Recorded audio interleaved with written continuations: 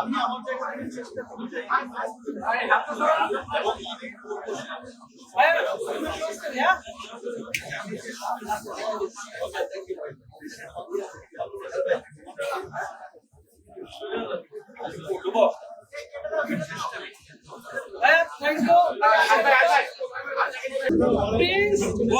কথা সময়ে এসেছে, যত কষ্ট হোক পরিশ্রম হোক, প্রিন্স এসেছে। 5 দিন সিনেপ্লেক্সে চলেনি, নানা রকমের জটিলতা চলেছে, কিন্তু সিনেপ্লেক্সে যেদিন থেকে প্রিন্স এসেছে হল থেকে মানুষ বলেছে যে প্রিন্স 2 চাই। মানুষ বলেছে যে প্রিন্স 2 চাই।